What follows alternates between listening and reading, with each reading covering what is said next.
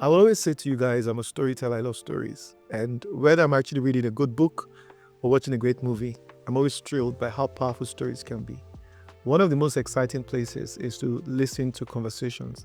And then you find a different kind of stories from souls, people working the journey, how they grew, evolved, the biggest successes, the greatest failures. But all of these things and everything in between is for us to learn. So, guys, today, sit tight as we roll. I'm diving deep today with my friend here, Malik Afeber.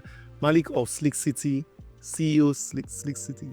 Malik, you're welcome. Thank you. Thank you for having me here. It's a good to have you. I've followed your work, and I remember we met at several places. Malik is one of the few people I get to meet at events. And you know, there are some friends we only meet. Maybe there was this one in Kenya that we were there, and then there was the other one in Unilag, and I think you were Moonshot as well. Yes. So it's always at events, and but I really want you to tell us something random and exciting about you that you think people don't always know. I'm a hermit. I don't actually go out. You would never see me if it's not those events, you'll never see me anywhere else. I'm always indoors. I don't like going out. And this is not what I used to be in the past. Really? I used to be very different from what I am today. But what switched from an extrovert who may have enjoyed hanging out with people to an introvert creator who enjoys his time alone to create? What happened for that switch to kick in? Felt like I found a gap in solving a problem, especially in Africa, in Nigeria. And that requires sacrifices. And more the sacrifices required me learning new things, perfecting new things, my skill sets, many things. And it's time. And I have a family as well. So for me to balance that time, I need to have that time to, learn, to create, to perfect. And I can't do that when I'm, going out every time, meeting people, except it's an event and I'm speaking out or doing a keynote. It's just sacrifices I had to do. And I got used to it. Because back when I was at school, I didn't like reading. That's the truth. I was lucky enough to be one of the people that when you just glance through something, you understand it quickly and you pass. One of the lucky ones. So I didn't enjoy reading. I used to go out every time. I club 3-4 times a week.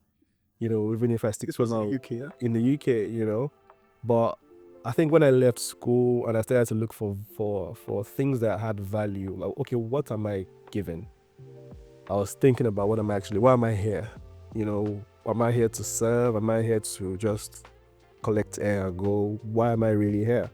Asking myself that question. And when I started to answer that question and see how to go about why I'm here, it required me stepping back, refocusing, re-strategizing everything. And it wasn't intentional. I just found myself doing it. I just found myself spending more time indoors, spending more time with family, spending more time learning than I used to. Like every time I must go out, I must find the next activity.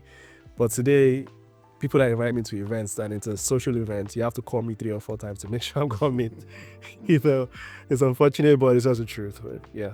So you spoke about balancing time. 2 kids, Yes. and you've been married for 8 years. As a creator and a family man, how do you split that time? Is there a way you work it out that has helped you to stay both present to your family and effective on your job? Yes, I make sure I have a home office. So most of the work that I do in my home office. Sometimes I just come out of my office, go to see my son, my wife, or my daughter in the living room, spend some time, go back. Or if I'm having a mental block, for instance, I could just see my daughter smiling and I'm, in a different space. So I make sure I'm present every time. So even if I may spend a lot of time in my office working, I give time to just, rather than going out, spending the entire day, coming back tired or in traffic. So I work from outside as well. I have other spaces I work from, but most of the bulk of it is actually at home. So I see them every day, and that's I'm used to it now in a way. Yeah. What is one thing about your kids that you enjoy? They're very much like me, very curious. Very curious, they catch up quickly. My son, literally, if he handles any gadget today, for the first time, tomorrow is perfect with it. He's using it, and I don't teach him. He knows how to use gadgets, phones, cameras, it's fun. Intuitive. Very, and when you're talking, he's listening to you, watching everything you're saying to understand. If you're doing anything, he's watching it very meticulously too. He's there, he's focusing. And that's the way I am. You know, as I've always been like that. I've always been a fast learner. I've always been very curious about literally everything. Things that don't concern me, I want to know how to work. You know, I want to know, why is that thing ticking like that? What's the reason why this thing happened?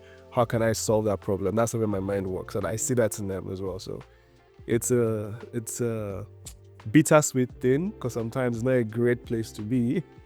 So I feel like everyone else sometimes. Yeah, but yeah, that one. So married for 8 years. I know, it will shock you, but not every woman who got married 8 years ago is still married. Yeah, true. I think in America, they'll put that figure at 50%. Yeah. Right. But what is that philosophy that has helped you through thick and thin to work it out and make your marriage something that is still strong today? I have that at the back of my mind that every human being is not perfect. Yeah. And there will always be ups and downs.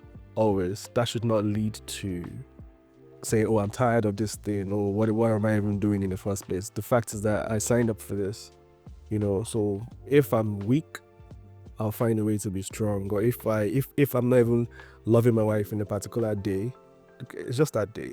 As a human being, that happens. You could be angry at someone, but if you're in it for the long run and you're not being selfish and you understand what you're in, you know that there's always something you can work out, as long as there's mutual respect, there's all of that, So yes, there's definitely ups and downs, but I always have in the back of my mind that it's life. It happens. We'll get over it. We'll scrub everything aside and still focus on ourselves. So in the family life, I think today what we are finding in most African homes, it's a changing dynamic. Yeah. Right. I mean, most of us, our parents had this concept where our fathers would go to work in the morning, come back with their portfolios, and they make the money. Yeah. Our mom could most likely be a teacher or a nurse. Yeah. But they were always like home around you, or even a household wife. And, there was sort of that dynamic where the man was always the provider, the wife was always the support. Yeah. But in the 21st century, you're likely to have two working couples. Yeah. Right? And two people earning. And in some cases, the woman makes as much money, or even some more money than her husband. Yeah. And you find those kind of disparity, and sometimes it spills out into all kinds of stuff. But the modern marriage has been hit by all kinds of ideas. I mean, there is a huge feminism movement, and there is redefining what it means to be a woman in the world today, and what's the role of a wife. And some people enjoy marriage but want it on a different terms. Yeah. Right. And even some men are caught up in this changing world where they're saying, well, I don't think I feel respected enough, because if I know that they don't talk to my dad this way, because he was the lord of the house, he made all the money. He determines everything, but you have to negotiate power. You have to compromise and give and take. You have to share the rules. And it's a lot of crisis for most men who are not really built in that way. Sure. But I don't know what you think for modern couples who are dealing with this thing. How have you navigated all the postmodern ideas of dismantling patriarchy, installing feminism, or dismantling misogynist, and everything, and some guys are not so big on ideology, but they are also trapped in what could be the reality. True. That is very true, but everything has a driver. What drives those narratives in the first place? Actually, social media. Social media is a heavy driver. It will show you how certain people are living their lives, or try to tell you how to live your life. But what we need to understand is that is social media. That's a bubble.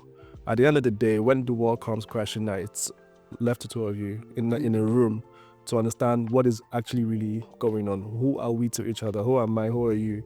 Not the world. But today we do things for the world to see. Oh, this is what I bought from my wife. This is what I bought from my husband. This is where we're going for holiday. This is how we're enjoying this, enjoying that. We're showing up. Curated real. You understand? But if you actually come down to what really matters, the world doesn't need to know how much you're enjoying or suffering.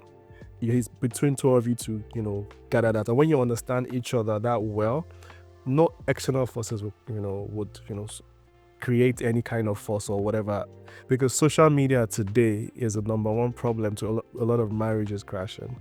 Either it's a gateway to infidelity, or it's a gateway to covetousness, or say, my life is not good enough, I should be living this type of life. Why is this person living like this? Why am I living this way? Not knowing the realities of those people as well. In their real lives, you might not know what's really happening. Everything you see it's just what they want you to see. Yeah. Just like a film. So I try to live outside our bubble.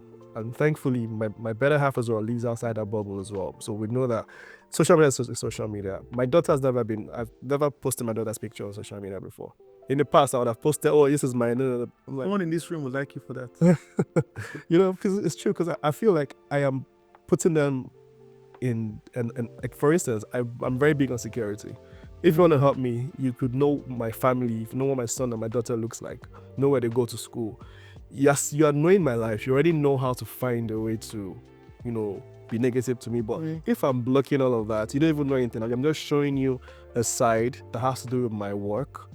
You don't need to know about my life. If it's my life, it is very tiny. That way, you can't do anything to me. You don't even know where to start from.